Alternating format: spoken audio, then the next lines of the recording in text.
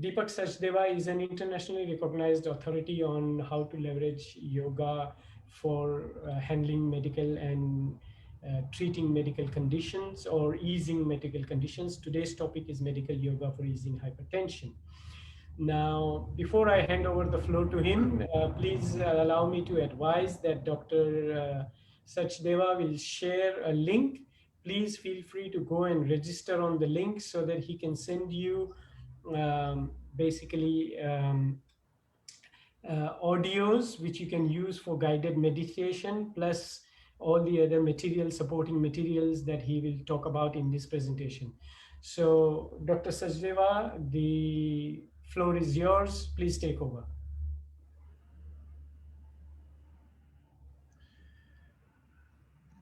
Namaste everyone. Thank you very much, Siraji, for this wonderful introduction. Medical yoga for easing hypertension. What is the meaning of the word hypertension is something which everybody should know before going into the treatment of hypertension. And what we are going to do today is the techniques can actually ease out that pressure on the organs of the body and possibly see the results within a week's time. So hypertension is tension which is more than normal, means hypertension. The other term is hypotension, that means tension which is lesser than the normal tension. Is that tension we are talking about? This is the pressure of the blood exerted on the walls of the arteries. So I'll just make it a little easier for you to understand this. If the lumen of the artery, the blood through the lumen means the space inside the vessel. The vessel is the one through which the blood goes and comes back. The pressure of the blood exerted on the walls of the arteries is pressure.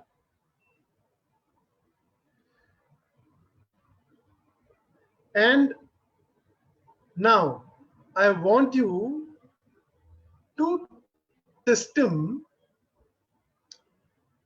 where a blood is flowing through some vessels and there is a pump which is constantly pushing that blood in the vessels. Those vessels are the arteries and the veins. Arteries take away from heart, veins bring blood back towards the heart. So that is, they are the part of the same circle actually. Arteries take it away and veins bring it back. So it is one circle. And the heart works as a pumping machine to move the blood in these vessels. Now, if a pump is pushing the fluid, that is blood, in cells, what can be the reasons of the pressure going higher? Out of common sense, you have to write down some of the answers now in the chat box. If there is a be it blood, be it any fluid, if that fluid is flowing through a vessel, flowing through a pipe, flowing through a tube, what are the possible reasons you can think of will increase the pressure on the walls of the vessel? So I want you to type some of the answers which you can think of from your common sense, from your intellect. So write down some answers in the chat and I want to see. All of you have to share on this. So if there is fluid flowing in a tube, what are the possible reasons you can think of may increase the pressure of that fluid on the walls? So first thing is, when you water the plants, if you'll keep the thumb on the front of the pipe, the pressure of the water becomes higher and the water goes far. You all must have seen that. So that means a blockage. So a possible blockage on the way will increase the pressure of the fluid. So that is one thing. And I'll also give you solutions to it, because a lot of people think that if there is a blockage, if there is XYZ reason, so the only possible way out is medicines or in some extreme cases, some surgeries or something like that. But there are other possible solutions available to it as well. So blockage is definitely one for sure. And tightness of the walls, very correct. So the vessels which are responsible for carrying the blood, if those vessels become tight, the pressure on the walls becomes more. That means if your body is tight, if your body muscles are tight, if your body is not flexible enough, the pressure may go up. And then release out that pressure. So the stiffness of the body, the stiffness of the joints is also one of the reasons that it may increase the pressure of the blood. Blockages, what are the blockages which might be there in the body? So the blockage is not the only blockage that you have heard of, the one in the heart. People only know about plaques which are caused in the heart. But there are other blockages in the system as well. For example, there is a stone in the kidney. So in that circulation, that stone will work as a speed breaker, as a partial block region. So that may increase the back pressure on the vessels. So that is also a kind of a blockage. Blockage may be partial, that may be full or in different forms. Or let's say if I tie a tight rubber band on my wrist, what will happen to my hands? The blood circulation in the hands will reduce. My hand will start going blue. You must have done it in your childhood. You know, when we used to put up the rubber bands on the fingers and blue. That is a kind of blockage that you have created artificially. Now, when you put up a very tight rubber band on the finger and the fingertip goes blue, it clearly means that the blood circulation going in the finger and coming back from the finger is hindered. This means if the pressure of the rubber band is a little lesser, the flow will still be restricted and the finger will not go blue in 1 minute's time. It may take 10 minutes for finger to go blue, but the pressure is still there. Now, where do you create this artificial pressure in your routine life? Can you think of it? Can you suggest where in your daily routine you make mistakes and you put up unknowingly such blockages or such tightness on the surface of the skin that leads to hindrance in the pressure, that leads to hindrance to the movement of the blood in the vessels? Can you think of some examples? Tight. Excellent, Vidya. I like that answer. Very good. That's the bullseye. Tight clothes and are in fashion. You know, the waistcoats which are tight, they are in fashion. Skin tight t-shirts are in fashion. All these things unnecessarily create pressure on your circulation. And specifically, I'll go one step further and I'll say those people who have a tummy, they have a little bigger belly, they develop the habit of tucking their tummy in all the day, or they'll wear their clothes which are tighter. They'll tie the belts in the next possible hook, so they look a little slim. So the belt creates the pressure that works as a loose rubber band on the waist. And if you are wearing clothes like this, and you are definitely increasing the pressure on the body, your tight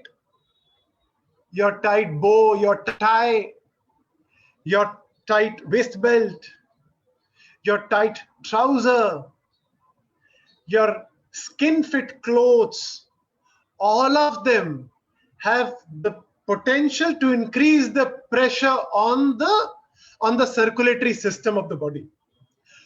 So people make these mistakes unknowingly. We'll talk about all these points once I'll cover the remaining things.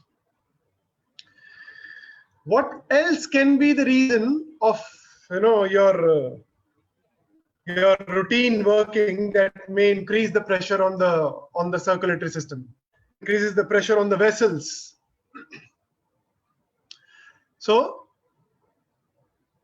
think of some possible physical blockages which you create that may increase the pressure of the blood on the vessels. Think of some things, some points. All right. So if you sit on computers for long hours, what will be the position of the calf muscles and hamstrings? Both the muscles are on the back side of the legs. One in the back of the shin, other on the back of the thigh. It's calf and hamstrings. So when the whole day your leg is bent 90 degrees, so the calf muscle and the hamstring muscle on the back side of the leg gets tighter because you're not stretching, you're sitting the whole day, and I assume that you're not exercising. So in that situation, the body muscles go tight. Correct. Maintaining single posture. So that will lead to muscular stiffness. And how it works is this way, that body learns what you teach it. So your body will pick up everything that you're training it for. For example, if you lie down in a wrong posture at night, means let's say I lie down like this the whole night. So this side of the neck muscles will become a little shorter overnight. They will become shorter overnight. And these muscles will become a little longer within 8 hours of your sleep. So next day morning, what will happen is you'll feel like stretching your neck. You'll feel like opening the right side. So your body was trying to learn this posture throughout the night. Body said, okay, this guy wants the muscles to be like this. That is why he's maintaining this posture for a long time.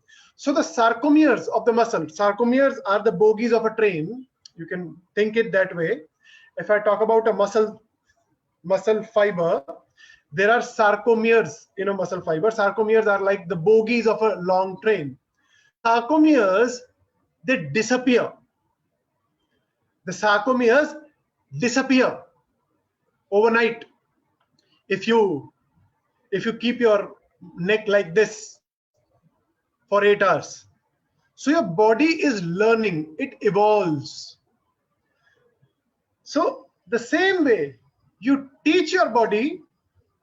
When you're using computers, what do? Let's say I'm using mouse from my right hand. So right shoulder blade comes forward. What will body learn? Body will learn the forward shoulder posture. And when you keep both of your hands on the desk, on your workstation for working, what will happen is your body will round your shoulders forward and your neck will also start coming forward. So body will learn this posture. So that is how the neck and the lower back starts hurting when you are using computers for long hours. Now, because your body is learning new posture every time, it is also learning that you do not need longer calf muscles. You need shorter calf muscles. You are training your hamstrings than normal because you are in a sitting job the whole day and you do not stretch your hamstring and you do not stretch your calf muscles. So you have tighter calf muscles means the blood vessel which is entering into the calf muscle will have more pressure from the calf, and the blood has to be pushed in more with more pressure. More effort is needed by the pump. That means the heart muscle has to push the blood with extra effort into the tighter muscles. Calf muscle, for your information, is the reservoir of blood in the body. How much blood is there in a human body? Can you please type your answers in the chat box? How many blood is there in a human body?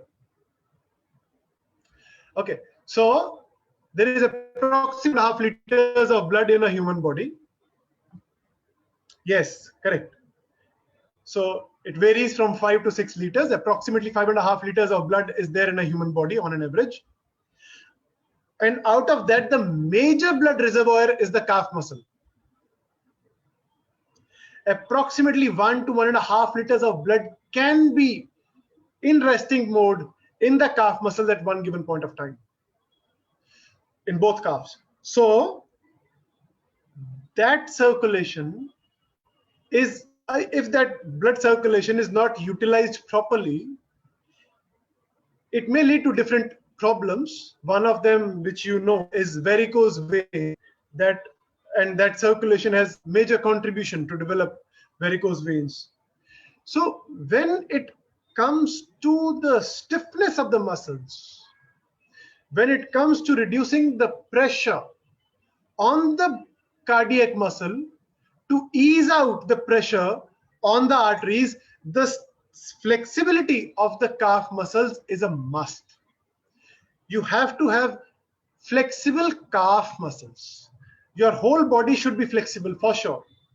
Your hamstring must be flexible for sure.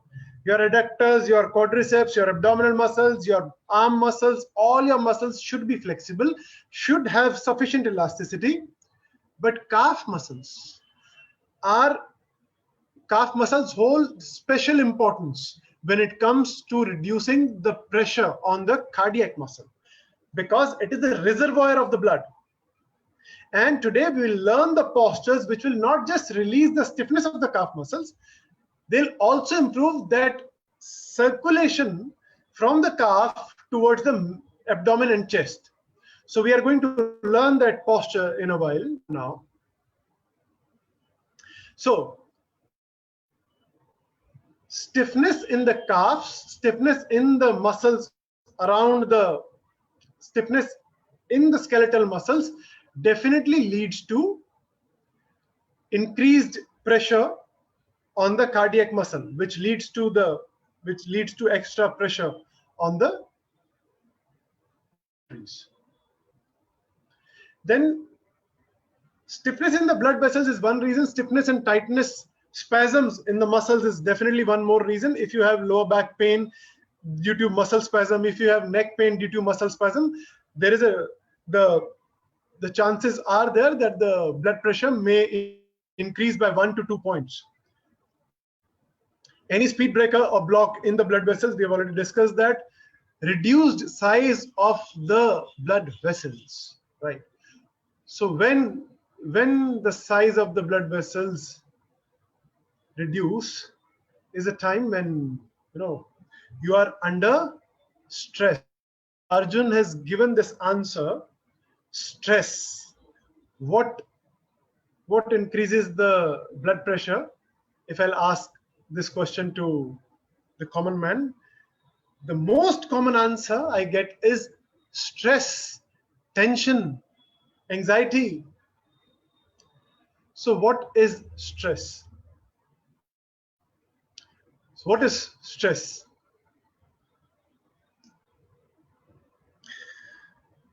Stress is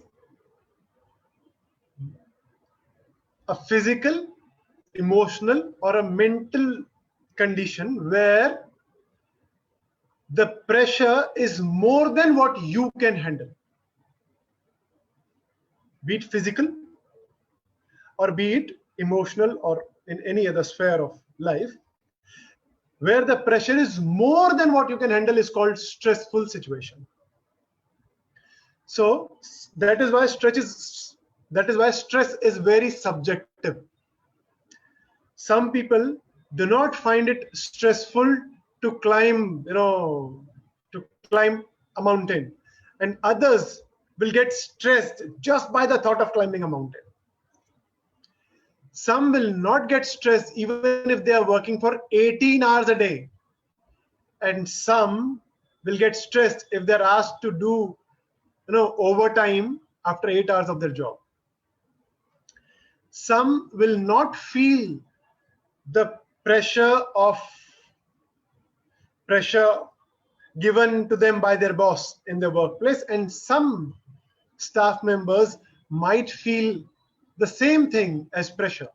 So it depends on that person's threshold, and this threshold can be increased with the help of some yogic practices.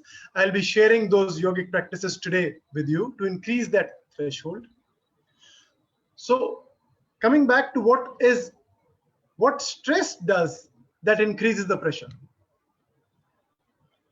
So stress in medical science is called as fight or flight mechanism.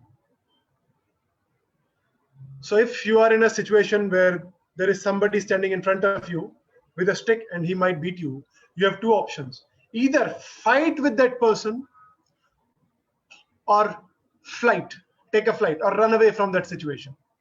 So either fight or flight. In both the situations, whether you have to fight with the person or you have to run away from that situation, your body needs same kind of mechanism, fight or flight.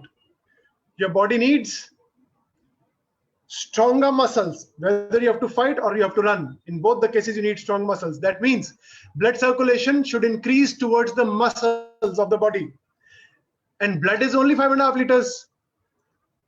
And blood circulation has to increase towards the muscles. So where that blood will come from?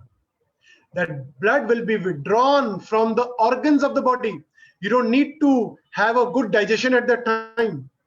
So the blood will be withdrawn from the intestines. The blood will be withdrawn partially from the kidneys. The blood will be partially withdrawn from certain parts of the brain which are not required to function at level at that particular time. Which portion of the brain will receive more blood supply? The portions which are responsible for maintaining balance, running, when you're fighting, the sections of the receive more blood supply which are responsible for neuromuscular coordination, because you probably have to move your hands, move your legs in a very, very quick way. So what will be the effect on the eyes when you're flight mechanism? Your pupils will dilate, the eyes will become bigger, because when you're running, you have to do quick calculations. Or when you're fighting, you have to do quick calculations. When I'm talking about fighting, I'm talking about physical fight. So the fight and flight mechanism means stress in the body. Now, when the blood circulation towards the muscles is increased, so your muscular structure gets more blood supply, means there is lesser supply in the organs. That also means poor digestion. That also means that the heart rate has to go up to push that blood quickly to the different parts of the body, to the peripheral parts of the body, because organs are more central, peripheral. So heart has to put in extra effort to push the blood to the periphery of the body. So that is how the blood pressure goes up immediately. Now, if this stress is short term, it is positive. If this stress is long term, it's negative for the health of the body. Now, when the blood circulation is increased increased towards the muscles of the body, that means the muscles will have more nutritional supply and organs will have lesser nutritional supply. This situation becomes long term. Your digestion will become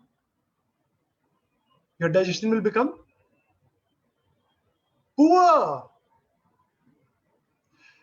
If you are under stress for long hours every day, that means the digestion is going to become poor. So digestion is only one aspect of increased stress. This also means your heart is continuously pushing the blood towards the periphery, and it has now learned new requirement of the body, that this is how this person is. The cardiac muscle becomes overactive. It learns a new behavior. What does yoga do? Exactly the opposite. Exactly the opposite. So in stress, what happens is the sympathetic nervous system is stimulated, which increases the heart rate, it increases the respiratory rate, it pushes the blood towards the muscles more and lesser towards the organ. It increases the blood supply more towards the limbic system, towards the system that maintains the balance of the body, the physical balance I'm talking about, and reduces the blood circulation towards the calculative area of the brain. So the calculation becomes poor. So if somebody who is under stress, will he be able to do better calculations, or he'll not be able to do better calculations if he's under stress? He'll be definitely not be able to do correct calculation stress. So stress reduces your work efficiency. Stress not just affects your digestion, but also adversely affects your circulation towards the kidneys, towards the cardiac muscle, towards certain portions of the brain, and makes the cardiac muscle hyperactive. So stress is something that has to be addressed every day, at least once, to ease out the pressure on the circulatory system. Now, so I'll now take you to the next point. Weakness of the cardiac muscle, yes, that can also be a reason. Thickness of the blood, yes, those people who do not take sufficient amount of water, they may have a little thickness. The thickness of the blood is a little more than average, and but this thickness cannot be detected in the blood tests unless it goes beyond a certain level. So we'll talk on this point again in some time. What are the solutions to this? So stress is definitely one of the reasons that we have discussed. Next reason is lack of exercise, too much exercise, and wrong exercise. So people think that exercise, if I do exercise, blood pressure is going to remain absolutely 120/80. Lack of exercise can increase blood pressure for sure. It will increase the stiffness of the muscles, will lead to more pressure on the cardiac muscle. Too much exercise will overstimulate the cardiac muscle. And wrong exercise. When I say too much exercise, it means exercise as per your age and your stage of the condition. Wrong exercise. A lot of people, they do, when they want to get back to their fitness regime, it usually happens in their late 40s, when they think that the life is settled, kids are settled, financially I'm settled, life is more or less okay, and Health is something that I have not given enough focus to in last few years. So let me get back to on my health regime. And these people want to start the exercises which they used to do in their adult age, which they used to do in their their times when they were fit. So if somebody used to play tennis at that time, they'll go to the court and start playing the tennis in the same way they used to play earlier. And they think the way I used to, smash the ball earlier, I'll do this. I'll try to do it the same way. Those who are regular with yoga in their, in their 20s, they'll try to do Shirshasana, Halasana, all those fancy poses, which are more demanding at this age now. But they forget that these wrong postures may also lead to some injuries at this age. And if not a physical injury, they will definitely challenge the circulation. They'll definitely challenge some of the organs which are not optimally used in last probably 15 years or 20 years of their inactivity or less activity. So wrong exercise is also a contributor for hypertension in a lot of cases, especially when you are doing some inversions. Then there are other reasons of which are called genetic reasons. Then there are some hereditary reasons. So these are the main reasons which lead to hypertension. But if I'll categorize all these reasons, all these factors, all these points under 3 sections, these 3 sections will be Aahar, Vihaar, and Vichaar. These 3 sections will be Aahar, Vihaar, and Vichaar. Your diet, your activities, and your thoughts. Every problem, I say this in every seminar of mine. Every problem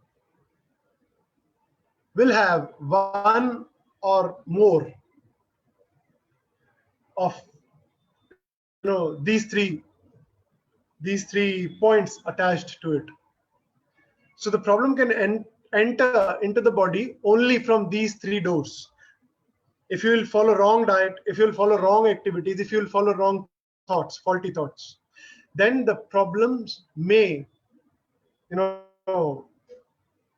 only the problem can set into the body. If we keep the genetic reasons and hereditary reasons aside, all other problems can be categorized under these 3 main sections. And what are these 3 things? If we talk about them in a little more detail.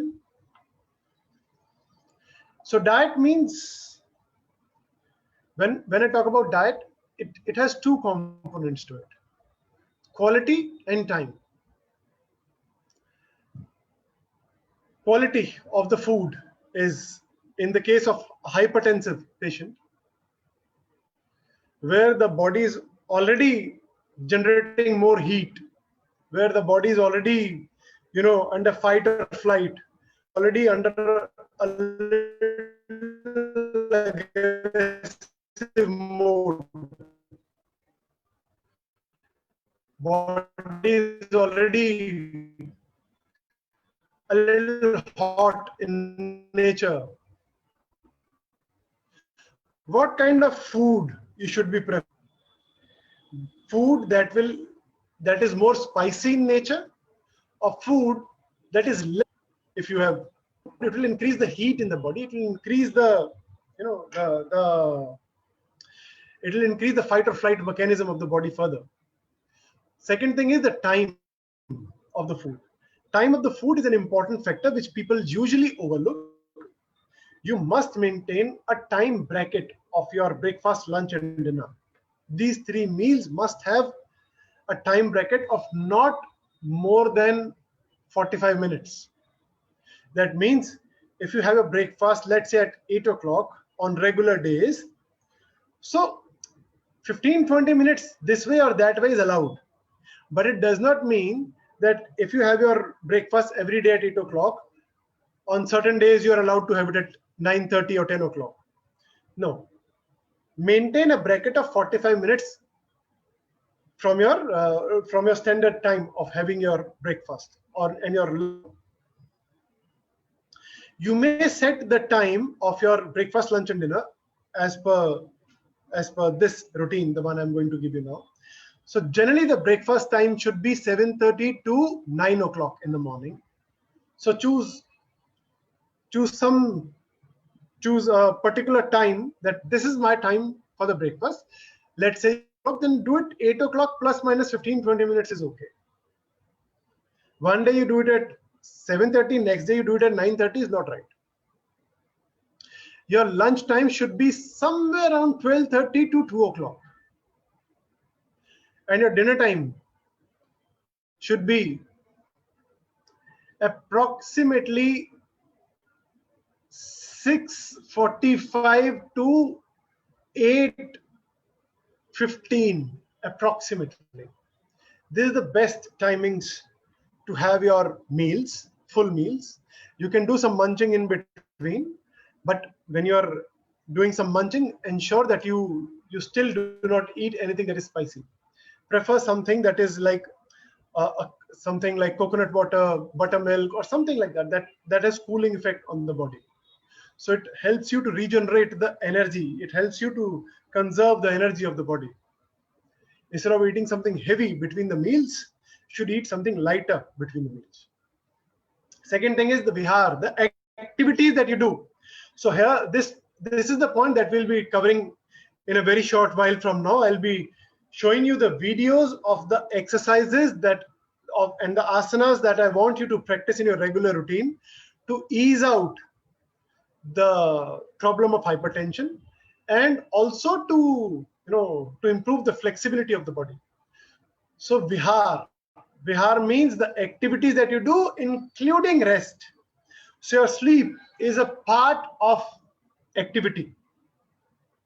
So you should take proper sleep. A sound sleep is important. One of the asanas that I'm going to show you today will also help you to have better sleep. I'll be sharing that asana soon with you. So Vihaar includes your activities that you do, including your walk, your yoga, your athletics, your meditation, your full sleep, and your breaks between your working time. So we call it a 30-30 principle. If you are maintaining one posture for a very long time, that will lead to muscular stiffness, and stiff muscles are not very supportive for full blood supply. They will always receive partial blood supply. So to reduce the stiffness, you must change your posture every 30 minutes. I call it 30-30 principle. 30 minutes of working, 30 seconds of rest. 30 minutes of working, 30 seconds of rest, in the sense change of body posture. If you are sitting, you must stand for some time. If you are standing from 30 minutes, then you sit for some time. Or you keep moving your body. You just give some twist to the spine, do some stretchings right and left, but do move your body every 30 minutes. Move your legs, move your hands, and you can do it, do it. You can do simple exercises like Siraj is showing it to us now.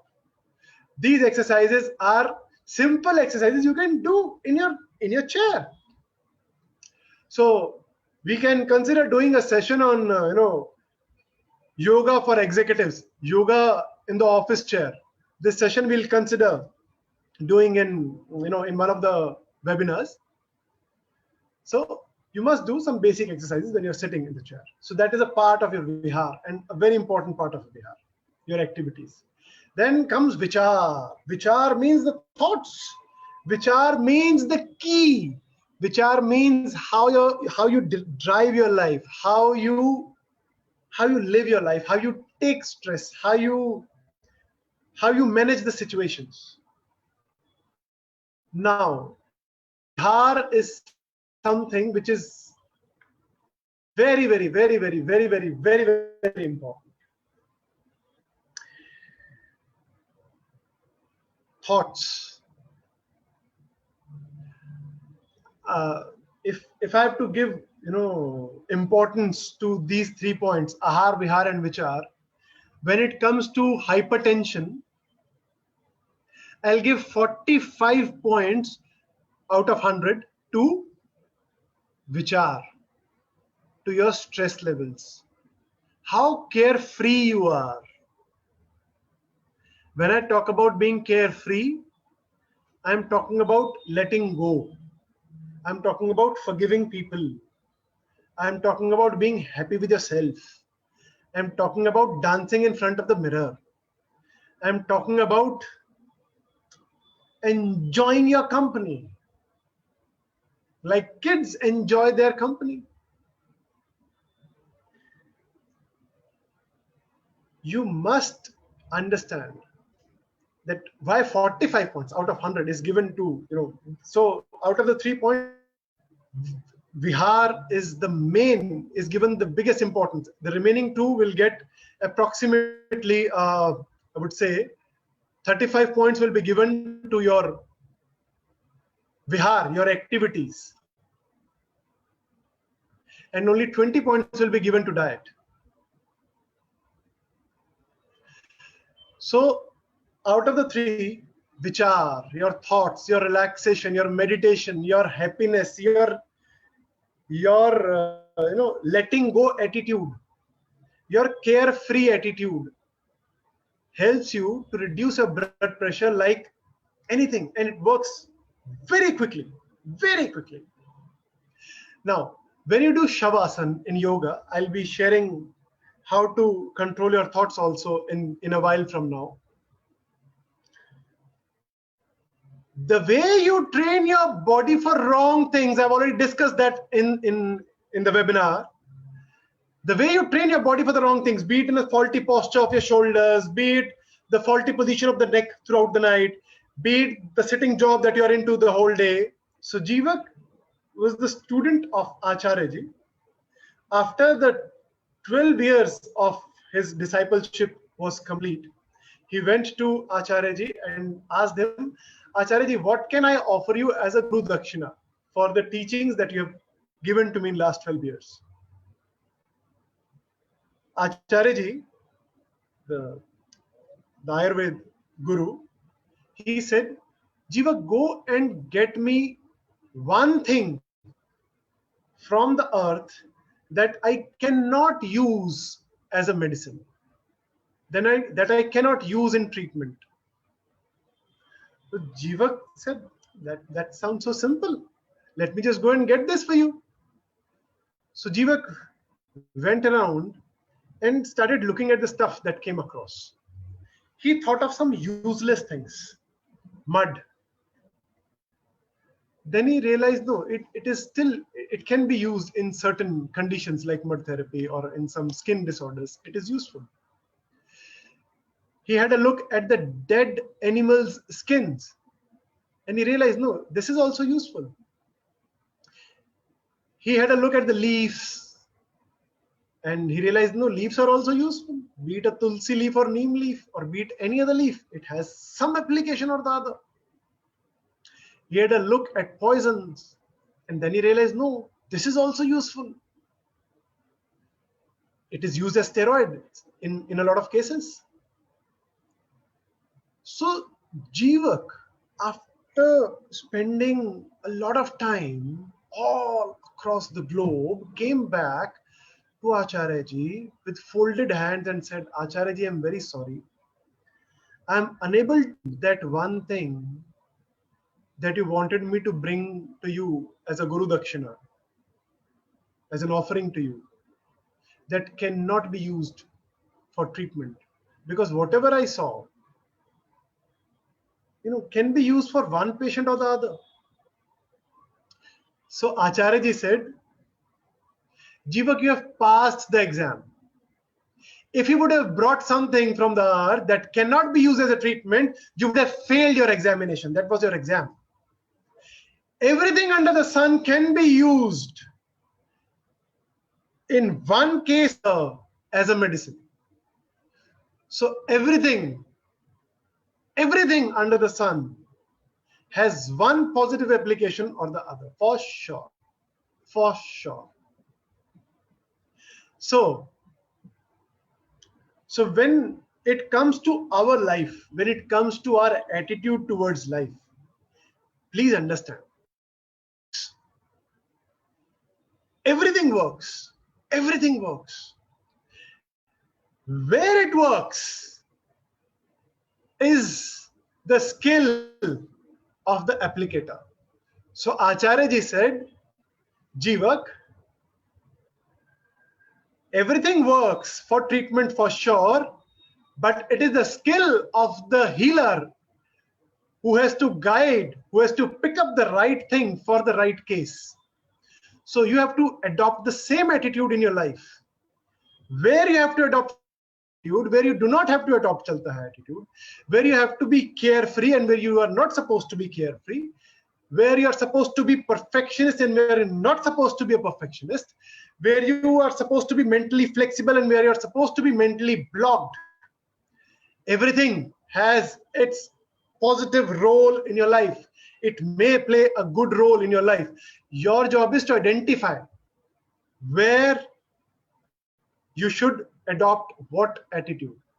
So your thoughts hold at least 45 points when it comes to the treatment of hypertension.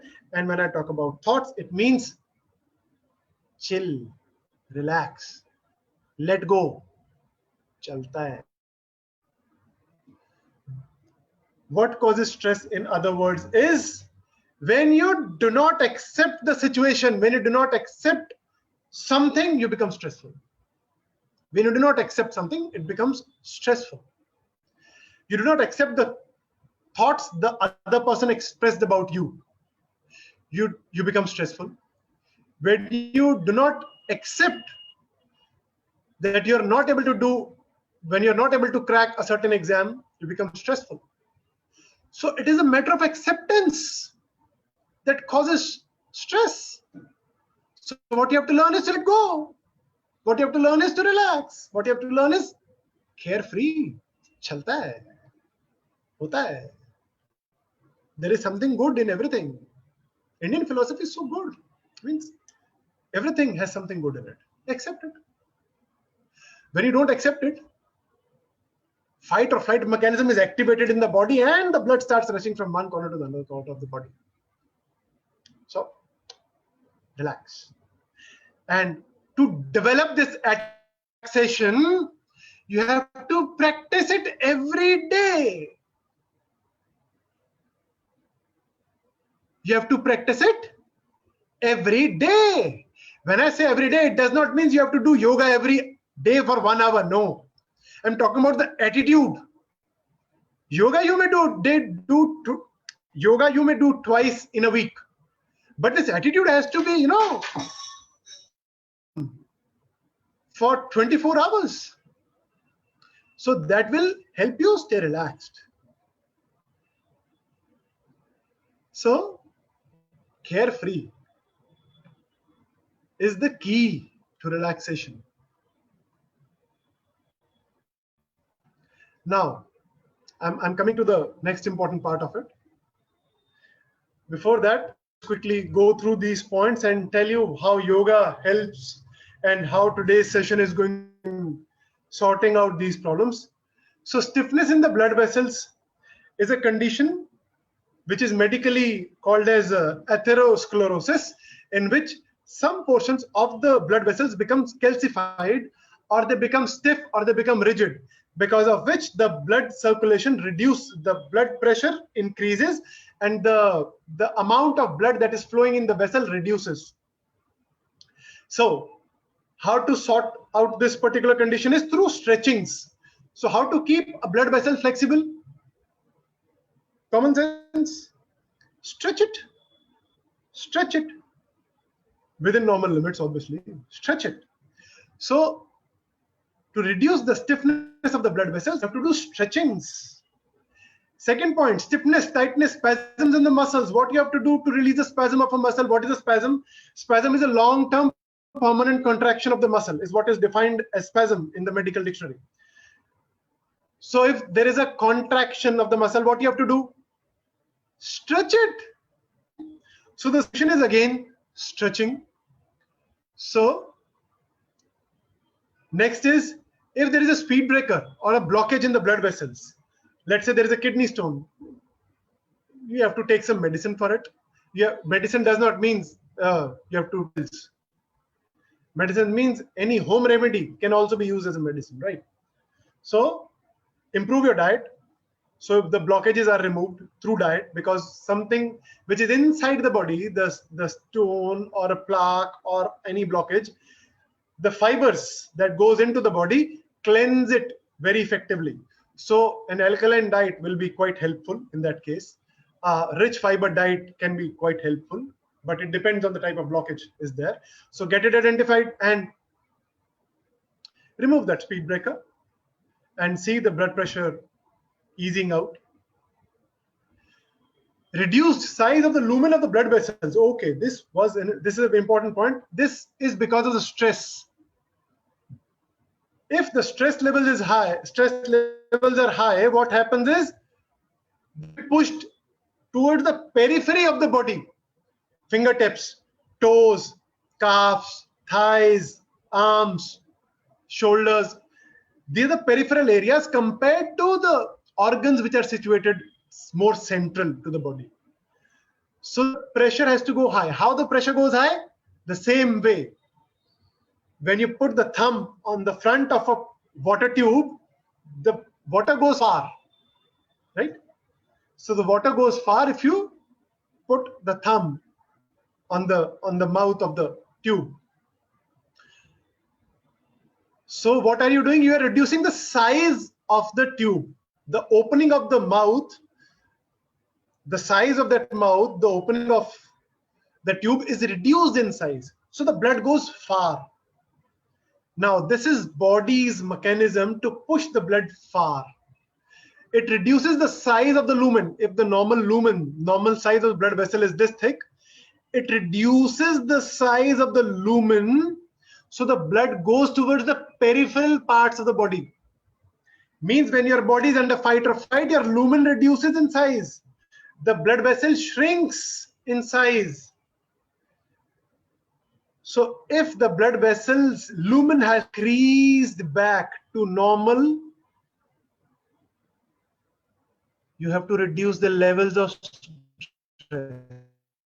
To relax, you have to do guided relaxation techniques. You have to follow meditation on regular basis. I'm going to give you those in the webinar. So to increase excitement, you have to practice meditation and do guided relaxation technique, that is Shavasana. Cardiac muscle weakness. Now this is something that requires some supplements. Something like Arjuna wrist, the skin of Arjuna tree, Arjun ke ped ki chhal, use it. So this is something which is easily available. It's in most of the countries. It is an OTC product. You can find it online. So, and there are some other remedies also available. You can search for them and consider taking them only after taking an advice from an expert. Thickness of the blood. Now this is also an important point. Thickness of the blood. Now people will think so drinking a lot of water may solve the problem of the thickness of the blood. Arjun tree bark. Yes, yes, that is what I'm talking about. When it comes to the strengthening of the cardiac muscle. So thickness of the blood can be improved with the help of fluids. Now fluid may be juice, fluid may be milk, fluid may be water, fluids. Yes, tea and coffee is also fluid, but keep that out of your system because it will further increase the heat in the body. So we don't want more acidic stuff in the body. prefer something like something or something more neutral in nature, like lemon, like coconut water, or some other simple home preparations, tulsi water, neem water. These things are good to improve the viscosity of the blood. So I want to ask you one more question, and we can do a separate seminar on this particular topic also. How much water is good for you? I want you to write down your answers in the chat box here. Parul saying the connection is poor. Yes, it is showing me here on my screen also that the internet connection is a little unstable. So please bear with me. If the connection goes, poor for some seconds, it'll improve in another few seconds. So please bear it with me. Depends on the person is what he is saying. Vidya is saying. So 4 liters is one answer that I've got. I want to see what people say. Means how many glasses of water, how many liters of water, or whatever way you want to measure it. How much water is good for you during the day? 2.5 liters is what Parul is saying. So 8 to 10 glasses of water. Himani is saying 8 liters of water. Mohan is saying 5 liters of water. So there are different opinions from 2.5 liters to 8 liters of water. So liters of water a day. So any fluid that is added to the body is pumped by the cardiac muscle, because there is only one pump in the body. There is only one pump in the body. There is a secondary pump. We'll talk about it in a few seconds, but there is only one official pump in the body, that is the heart muscle. So the heart muscle has to push all the fluid that is added to the body. Whether that fluid has to be pushed in the kidneys, it is pushed by the cardiac muscle, it is pushed by the heart. Whether that fluid is pushed in the lungs for oxygen exchange, whether that in the form of blood is pushed in the legs or in hands for the purpose of energy. So everywhere the fluid in the body is pushed with the help of heart. Heart is the only pump. So when you add a lot of water to the body, all of it will increase the pressure on the cardiac muscle. So unnecessary water is definitely not good. And if you will take less amount of water, it will increase the thickness of the blood, or it will not let your body flush out completely. So what is a full seminar on this? It's a full 45 minutes topic. In one sentence, if I have to answer this in today's webinar's perspective, the answer is you have to check the color of the urine. If the color of urine is pale yellow, slight yellow, the amount of water is okay. Whether you're taking 8 liters of water or whether you are taking 2.5 liters of water is all okay. Because your intake of water depends on your physical workout. You have an AC house, you have an AC car, you have an AC office. So you are in an artificial environment the whole day. So when you are in an artificial environment the whole day, your body is not sweating. Your only way to lose water is through urine or through some digestive functions that the body is utilizing the water into. So there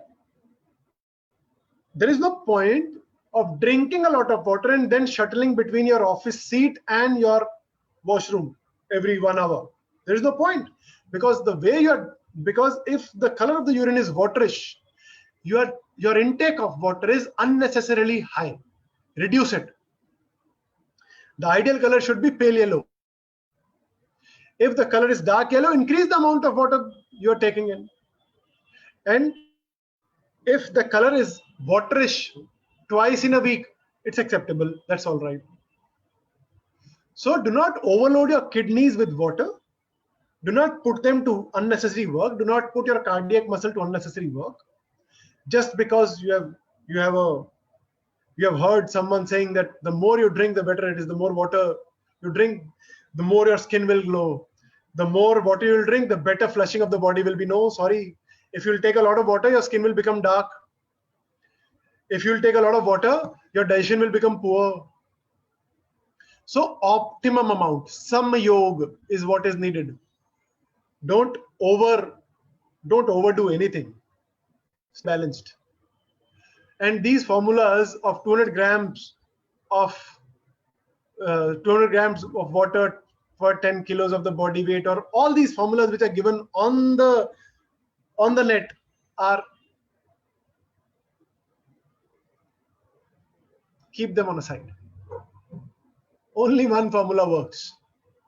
Color of the urine always gives you the best understanding of how much water you should drink, because any formula will fail if you are going to a desert and then you are traveling to a place which is sub-zero, which has sub-zero temperatures. So the only way to understand the intake of water is through the color of the urine. So when it comes to the hypertension problem, you must not unnecessarily drink water. Only drink it to the required amounts, and that I've already shared with you. The next point is stress. Now, how are you going to deal with stress? Is you have to develop an attitude, and you have to practice that attitude. Relaxation, stress-free, carefree, easy, letting go, forgive people. That is the biggest requirement. Forgiving people, forgive them.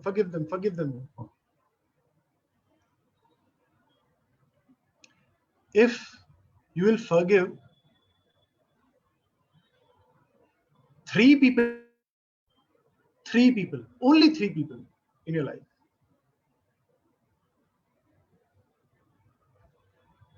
your stress levels will reduce 80%. Your stress levels will reduce 80% by forgiving 3 people in your life. And these 3 people are different for every individual.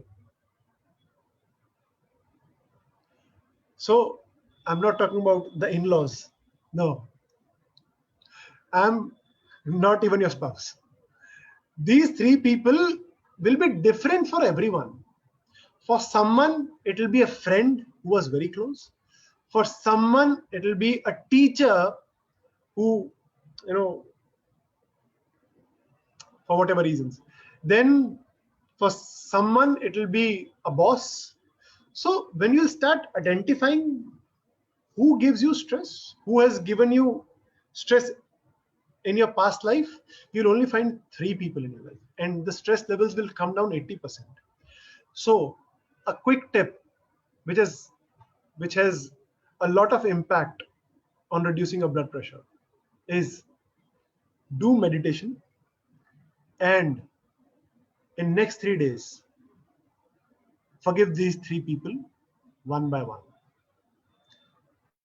Forgive them from your heart.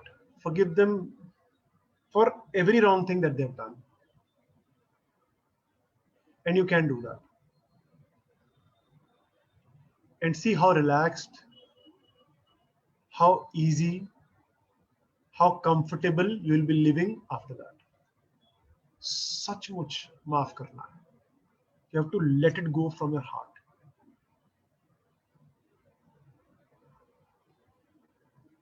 And it will take a lot of strength to do that. But yoga does that. You do meditation, visualize the person, forgive the person. That's it. Next point. Lack of exercise. Too much exercise, wrong exercise. So definitely you should, if you have a medical condition, get your exercise designed by a medical yoga expert. Or if you do not do exercise, please do some exercises. And if you are doing it for some fitness purpose, I would recommend do it, learn it from an expert, and then practice it at your own. Genetic reasons can be modified. Hereditary reasons can be modified only with the help of yoga, because yoga goes so deep in the DNA that it will it will it will modify the genes, it will modify the genetic reasons. And I give you one quick example. Somebody has diabetes and used to come to us for his treatment. His father used to come to us first, and then his son also started coming to us for the same reason. Now, when his father came to us, he was approximately 45 years of his age, and he had diabetes. And his son, that time approximately, I guess, because 22 years old.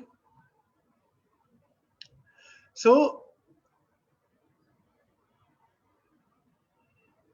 that fellow started doing very regularly, and his sugar levels came down to normal.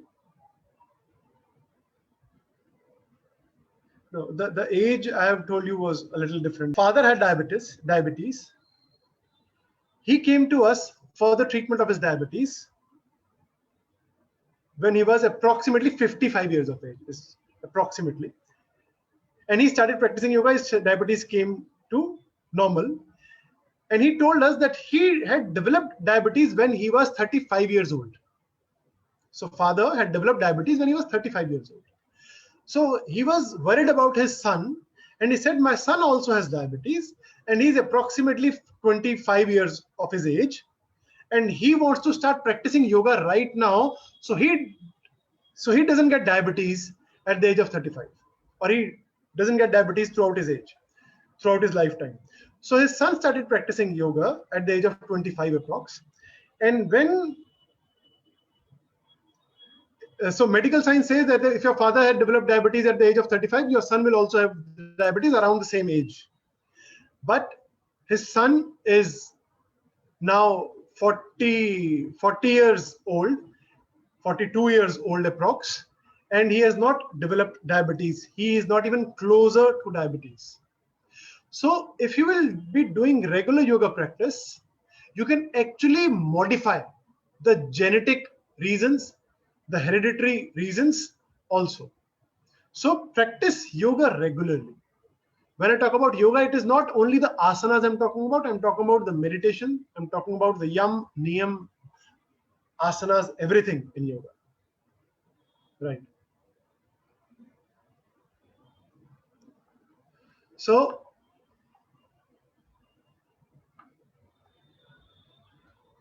correct diet.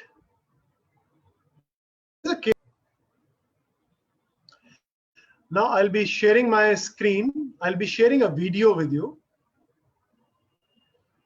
This video will have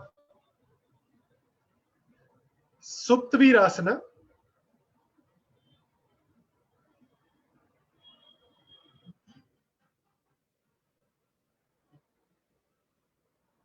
the asanas that I'm going to show you here need some props. So you will not be doing these asanas right away on this session. You have to arrange a few things to do these asanas. And then when you will practice these asanas, I'll be sending you these videos of the asanas also. Watch the video and then do the practice. And still, if you have any doubts, you can record your video and send it to us. We'll help you to correct if there is any correction required. So this is the Supta Virasana, variation number 2, the one you're seeing now on the screen. So to do this asana,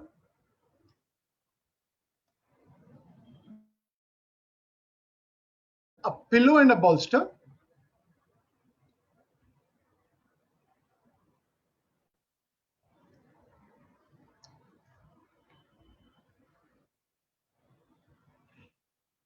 And then take support of your hands and slowly lie down on the bolster and pillow at the back. There'll be a towel or a blanket or something under the head and neck. Then you have to extend your legs forward and pull your toes in.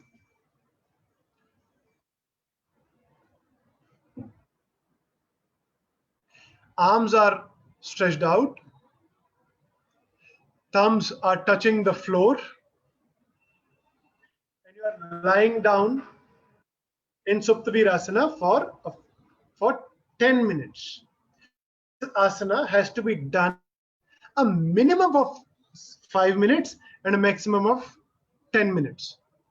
Now, this asana looks very simple and easy, but it is, yes, it is simple and easy, but it is very, very effective, especially when it comes to the treatment of hypertension. This asana opens the thoracic cavity.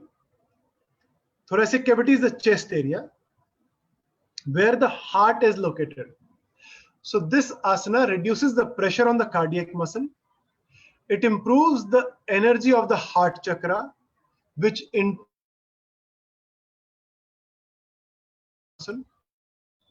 this also improves the oxygen levels of the body. The lungs expand when you do this asana, and the breathing capacity, because it is increased, so the overall body's energy levels also goes up. If the energy level has gone up, that means your body does not need frequent circulation of the blood. Once the blood is received, it has sufficient energy and it can go on for longer time. That means less heartbeats, less respiration. So this asana counters the fight and flight mechanism. This asana reduces the stress on the body. So now let's say you have done this asana for 5 to 10 minutes. How to come out of this asana is also very important. You have to fold your hands, keep your hands on your chest, fold your legs one by one, and then slowly turn to right side and rest here for 1 minute. The circulation of the blood that was increased towards the heart muscle, towards the lungs, should now be given sufficient time to settle down. And then you sit up and relax for a few seconds. Lying down on the side is for 1 minute, and sitting in a posture, sitting in the after posture is for a few seconds. So let me just demonstrate this asana once again to you. Let me show this video once again to you.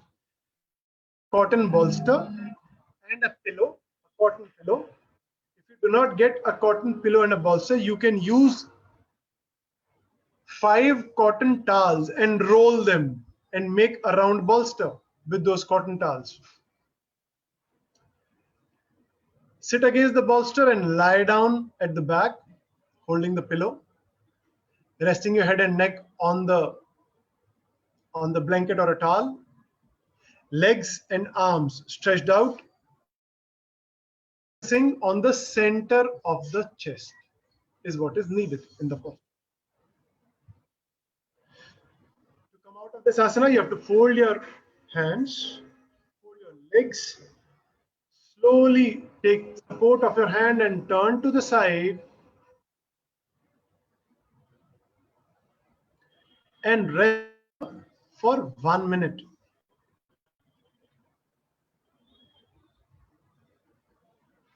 And then gradually sit up.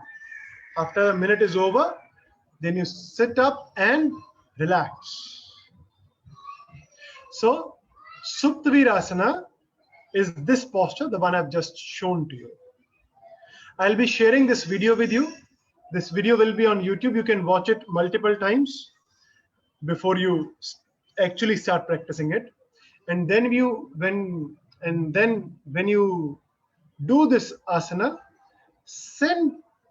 if you want, you can send a video recording of your asana to us, and we will, we'll share any corrections if needed in your doing of the asana.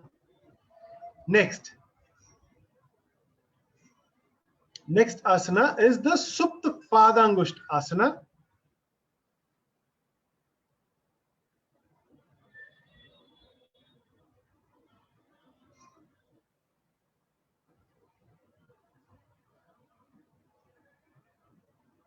Now, in this asana, what you have to do is, and you need a scarf or a rope or a yoga strap or a belt that will help you to support your leg in the asana. So you can do this asana lying down on the floor, or you can do this asana lying down on the bed as well. Now, this asana, in this asana, you have to take a long scarf or a yoga rope or a yoga belt or any support that you can probably use to support your leg in this asana. Wrap it around your foot once and then gradually bring your leg straight up in approximately 45 degrees angle. And then pull your toes in. Pulling your toes is very, very important, very, very important. Your knee should be straight, and then you are supposed to pull your toes. So this is Supta Padangusthasana 1. You can hold it with one hand, or both the hands is your choice.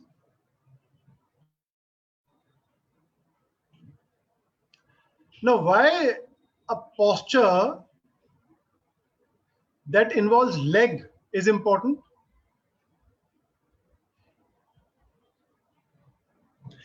I've shown you an asana that involves the leg, and because the calf muscles, because the flexibility of the calf muscle can be achieved with the help of the asana I've just shown to you, the Supta Padangusthasana.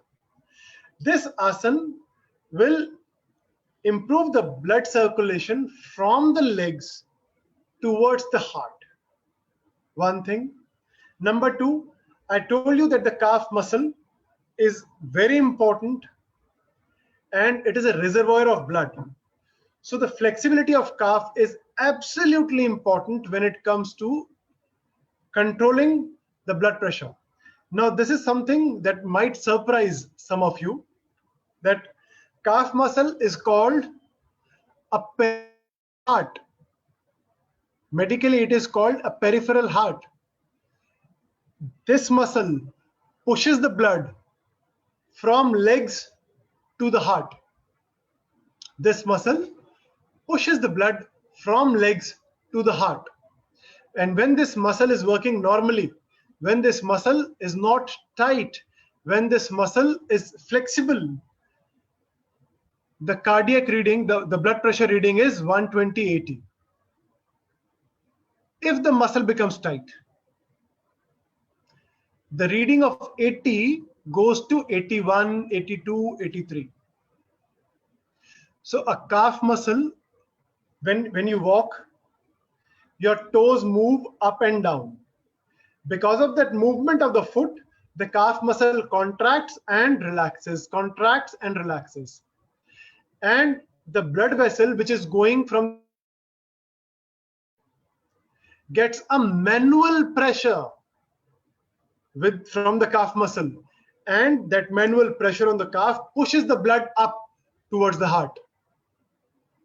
That is why the calf muscle is called a peripheral heart, a secondary heart in the body.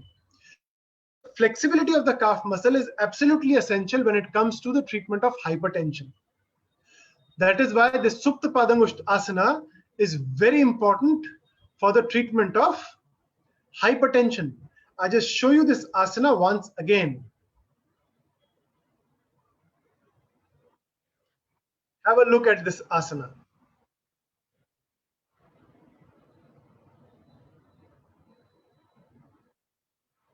So You have to simply lie down on the floor or on the bed, wrap a scarf or a strap around your foot, hold it in your hands, push the heel away and pull your toes, keep your knees straight, and then maintain this posture for 1 minute. Maintain this posture for 1 minute. That's it. And then take your leg down on the floor. Simple. When you will be doing this asana, it will make you feel, it will give you a lot of stretch in the calf muscle. So to take the leg down, slowly release the rope or the scarf and rest. Keep your hands on the sides and rest. So these two asanas are very important for the treatment of blood pressure, for the treatment of a possible case of hypertension. If you have family history of hypertension and you start practicing these two asanas regularly, there is a possibility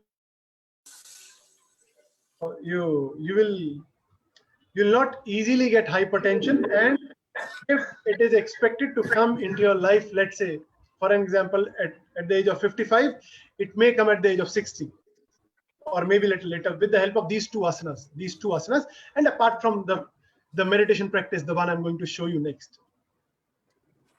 So these two asanas are important for your yoga, for your hypertension control. And then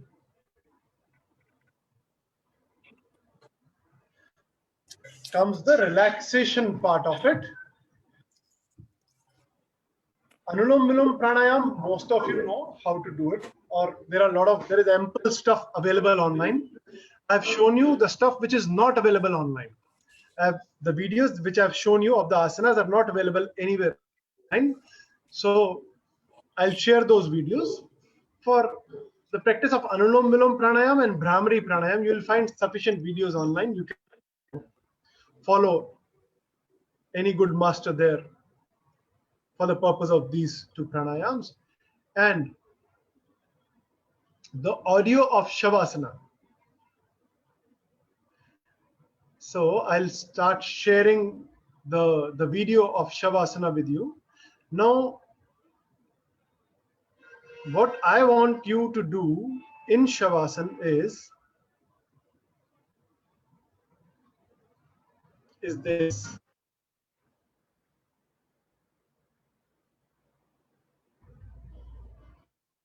So you can see the video now. Can you please type in the chat box? You can see the video, and you can also hear the audio. Audio means my voice. Thank you, Himani. So I just quickly take this fellow to do the Shavasana. All right. So this Shavasana is to be done with the help of two yoga blocks. I'm using wooden blocks here. I want you to use foam blocks initially and place them in T position, the way I've shown you here, at a distance of approximately 9 to 10 fingers. This gap is adjustable as per your height.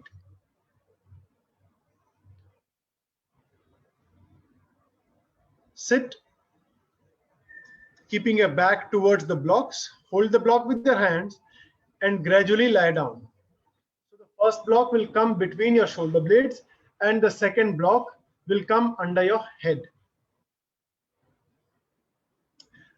Arms on the sides, thumbs on the floor, and legs stretched out, and sufficient gap between your legs, between your feet.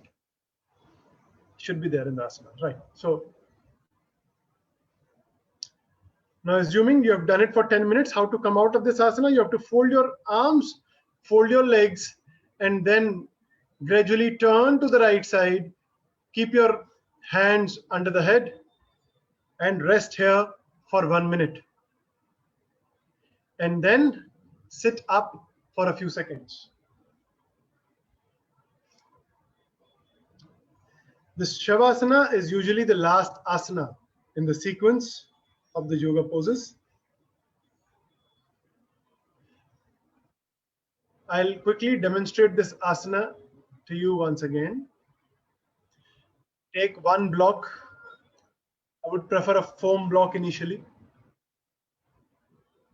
Then the second block, place it in T shape, in T manner, keeping 9 to 10 fingers gap between the two blocks. Shavasana practice has to be done for 10 minutes on an average. If you are in a hurry, you can still do it for 5 minutes. And there is no upper limit of practicing Shavasana. There are people who do it for 2 hours. There are people who do it for 4 hours. One asana for 4 hours. So it depends how much time you can spend in this asana. It is one of the most difficult postures when it comes to the yoga practice, because in this asana, you are actually trying to control your mind. And I'll share a guided audio that you have to listen to when you are lying down in this asana. So when you're lying down in Shavasana, follow a guided relaxation technique. So you lie down like this and switch on the mobile phone. I'm sending you the audio on your email, and switch on that audio of Shavasana and follow the instructions which are given in that particular audio. I'll ask you to close your eyes. I'll ask you to relax your legs in a particular way. I'll ask you to relax your arms in a particular way. And then I'll take you through the journey of Shavasana. That audio is recorded at a level of at a level where the brain catches the frequency of relaxation. That audio is recorded in a professional studio. So that is a very powerful audio. And when you will complete this practice of Shavasana with that audio, you will realize that your body has become very, very relaxed, very, very relaxed. Something that you would have never experienced in the past. A relaxation of that depth you will achieve following that audio in this asana. These two blocks are very helpful when it comes to the improvement of the cardiac muscles health. All right, how to come out of this asana? I'll just show it to you once again. Fold your arms, fold your legs one by one, and then turn to one side and rest here for 1 minute. Rest here for a minute and then sit up for a few seconds and you're done with this asana.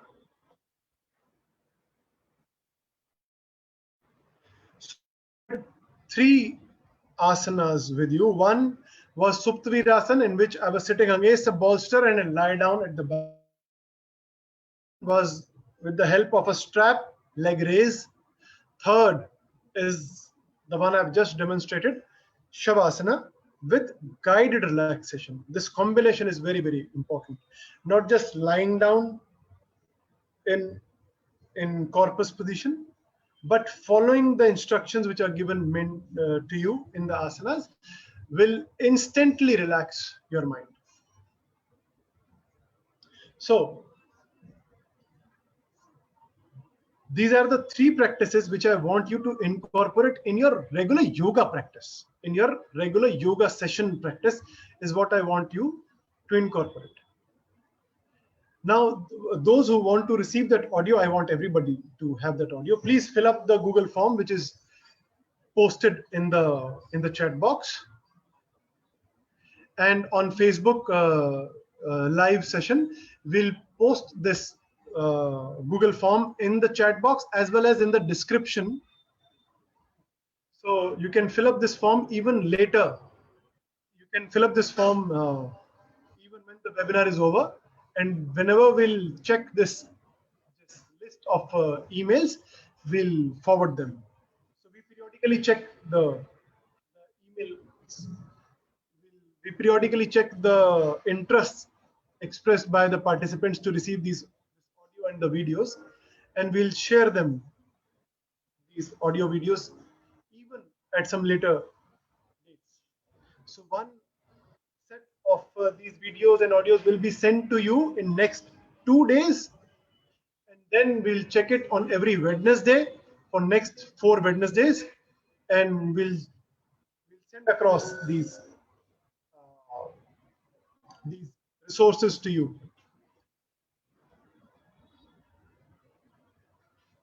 So Vichaar part we have already discussed. All right. So what are the takeaways from today's session? The first and the very important thing is listen and respond to the signals of your body. Your body will always give you the correct signal. Body tells you that I'm tired, take a break.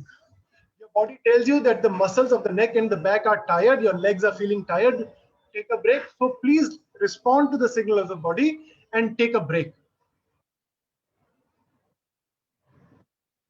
Keep a check on your Aahar, Vihaar and Vichaar, your diet, your activities and your thoughts. For your diet, we have discussed things in detail. For your activities, I have asked you to add 3 main exercises in your yoga practice, and I've also asked you to take full sleep and follow 30-30 principle. That means 30 minutes of working, 30 seconds of rest. And then in thoughts, I've asked you to follow some guided relaxation techniques. That means the guided relaxation technique given to you in Shavasana. Correct diet means the time and the quality of diet. Correct activity means 25 minutes of the asana that I have given to you, means the ones I've shared with you. Those asanas, 25 minutes. If you want to practice more asanas, that's absolutely your choice. You can do practice for 1 hour, 2 hours, up to you. Full sleep is definitely important.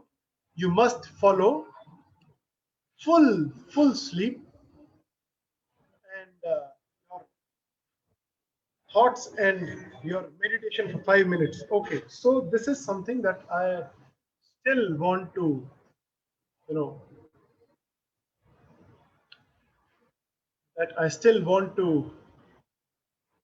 share with you.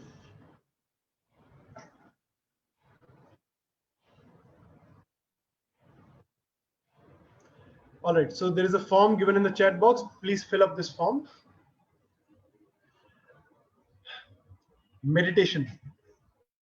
So Shavasana is also a type of meditation, but when you are in the office, I want you to follow a quick 5-minute relaxation technique. That meditation technique will again be sent to you on your email ID in next 2 days. We may send it to you today only, but I'm still keeping some time buffer with me. So I'm saying 2 days, but most likely we'll send it today itself. So 5 minutes quick relaxation audio you'll receive on your email. After your lunch in your office, sit back and switch on the audio, use your earphones and play the audio. And there are mental instructions given. There are the instructions which are given in that audio. Start following them. It will gradually take you from a physical to your mental relaxation levels. And if you have more time in your office after your lunch is done, you may spend more than 5 minutes also. You may spend 7 minutes, 10 minutes, 20 minutes, whatever time you can spend doing that particular audio in your office. Please follow that. Because whatever stress levels you would have accumulated from morning to afternoon, they'll all be eliminated from your brain. They'll all be out from your mind. And again, if you feel that your stress levels are again high in the evening, you may again do it for 5 minutes in the evening. So it's a quick relaxation technique, only 5 minutes relaxation technique, the one I'll be sending to you on your email. So follow that meditation and share the results with me. My email ID is info@medicalyoga.in. You can send your feedbacks, you can share your improvements, you can share your whatever your feedback is about the practice that you'll be doing from today onwards in your, whether it is your meditation practice during the office hours or when you come back home, or whether it is the feedback about the yoga practice. Please share it with me. Wherever you find any improvement, any slightest of the difference, please start noticing it. Once you start practicing the asanas, wherever you find any positive change, please and share that feedback. It will be helpful for us to to share more things with you and to come up with even more useful webinars for you and the larger community with your feedback. Right. So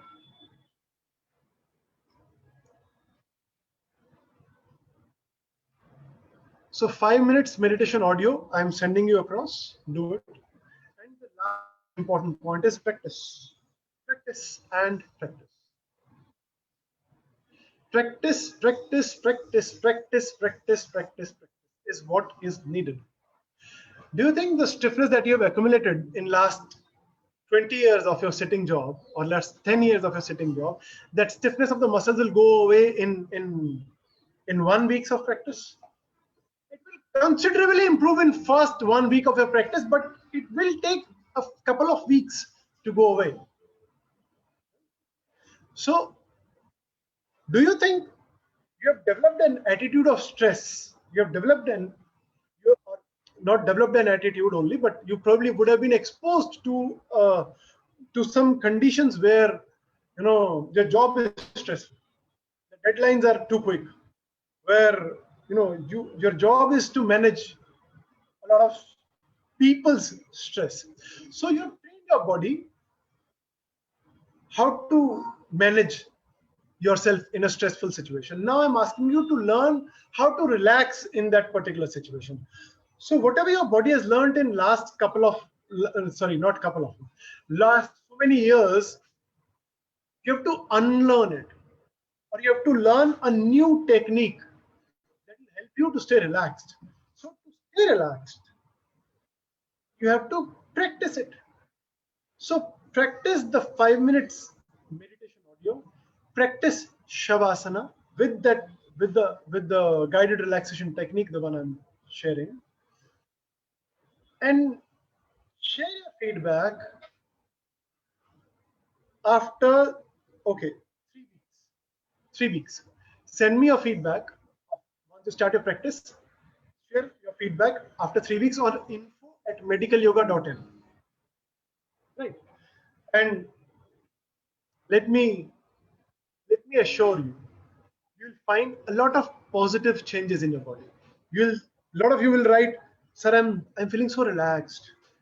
I do get stressed again, but most time of the day, I'm feeling more at peace. I forgive people so easily. My spouse is saying that, what are you doing from last 2-3 weeks? I can see a visible difference in you. So all these comments are so common. All these feedbacks are so common when people write to us. So practice these asanas and follow the techniques I've shared with you, and develop the attitude of letting go. Carefree.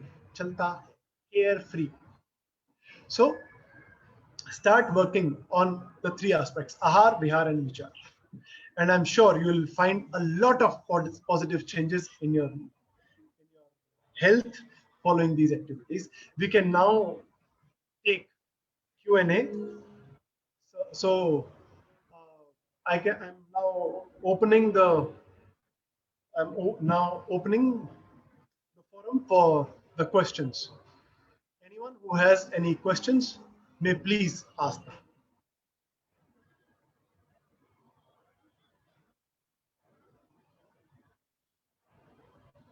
Doctor, we have a question from the Facebook live feed where they are saying that why is it always the right hand side? Now, I've also got the same question. Why are So, you turning on the right hand side to come out? has mentioned question here. Nikita has asked, what is the specific reason to come back from right side and not from the left side? Okay, if you like to do it from the left side, you can do it from the left side also. There is no reason medically proved that right side is good. You can turn from the left side also. We follow right side for two reasons, because when we are doing it with 4 or 5 people, so people don't bang with each other, everybody turns to right side. So that is one reason we give this instruction. The other reason is right side is more dominating in the body in most of the people, so it is easier for them to come up from the right side. And the third so-called reason is that the heart is on the left side, so you turn on the right side. So we prefer turning on the right side. So if you want to turn on the left side, it's absolutely fine. There is no problem. So the next question, please. There was another question where, because of carbs, does a standing Padangusthasana help equally? So let me. All right. Sorry, this was Parul's question Spicy originally. food can also increase the blood pressure. Yes, it can. Not when we talk about spicy food, we categorize spicy food as acidic food, and most of the problems of the body are because of the acidic food, the diet that you take. So if the food is acidic in nature, it it activates the brain, it activates the sympathetic nervous system, and that part of the nervous system is responsible for activating fight or flight mechanism. So if the sympathetic nervous system is activated because of anything, be it because of the diet, because of the thought, because of the activity, or any other reason, if it is activated, the body senses it as stress. So why do you want to activate that unnecessarily? So you should be, you should try to avoid acidic food as much as you can. So Um, next question is, can insomnia be addressed by these techniques? All right. So for insomnia, sleep quality can be improved for sure. Insomnia is a higher degree of the same condition. So the quality of sleep can definitely be improved with the help of the asanas which I have shown to you.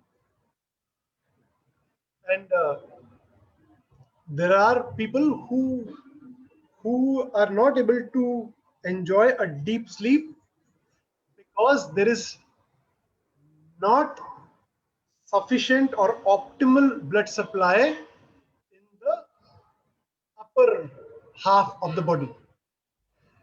That means the legs are not allowing sufficient blood to drain out efficiently during the day and also at night. So the circulation towards the upper half of the body is not optimal. So the second asana that I've shown you, the Supta Padangusthasana with the rope and the belt, do that asana regularly and do it 3 times. Right leg and then the left leg alternatively. So 3 repetitions of that asana will, before going to the bed, will increase the quality of the sleep, because it will improve the blood circulation from the lower half of the body to the upper half of the body. And the brain, if it is supplied with extra blood supply, it dozes off, it goes to sleep. So Supta Padangusthasana is very effective when it comes to of insomnia, you can say. Shavasana, guided relaxation technique in Shavasana, is also quite helpful. People fall asleep when they're doing Shavasana. So it improves the condition of insomnia. So Parul is asking, standing Padangusthasana? No. Supta Padangusthasana. Supta Padangusthasana means Supta means lying down. So lying down, straight leg raise, pose is what I'm talking about. I How was many times a asking day these the, asanas should be done? एक बार तो कर लो. Means you should at least do them once. If you have a lot of time, if you think you can do it more than once, you can do it twice. Maximum you should be doing it thrice in a day. Dr. Deepak. But if you want to do it more than once in a day,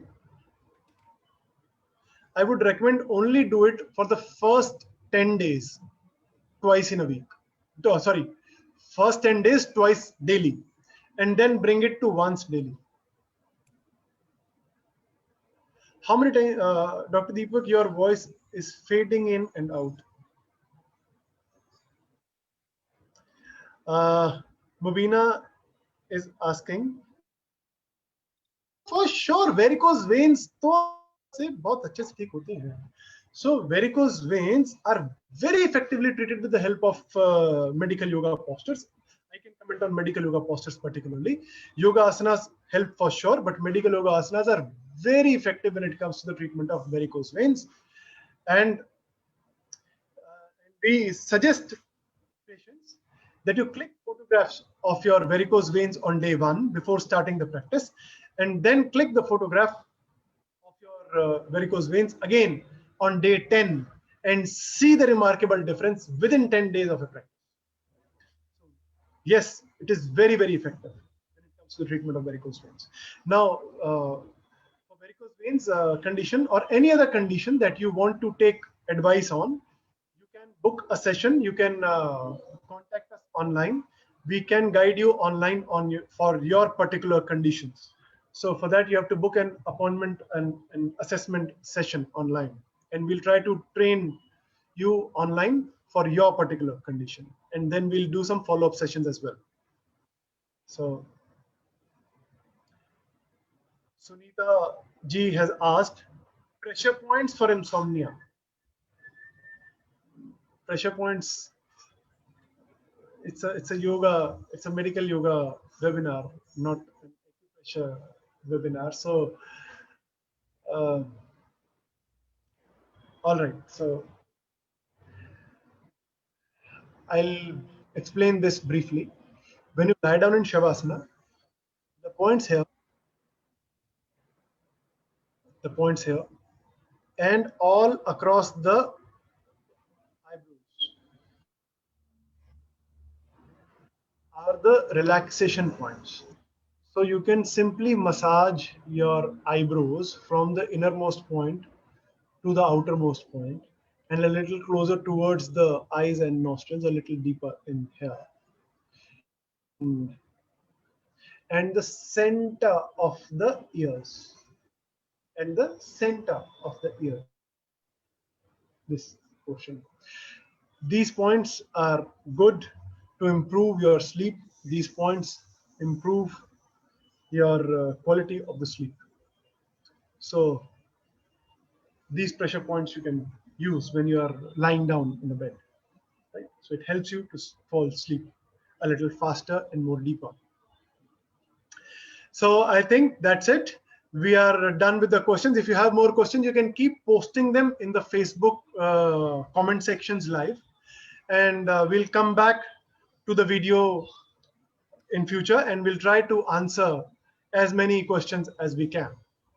So thank you very much for connecting today. If you want to conduct any of such webinars or such sessions for your community, you can definitely contact us. You can write an email to us, or you can send us a message on WhatsApp on the numbers given here, and we'll try to get back to you, and we'll try to conduct these sessions for the betterment of the community. Thank you so much, everyone, and I hope you enjoyed today's session and you are benefited with it for your participation today. Thank you. Hope this is helpful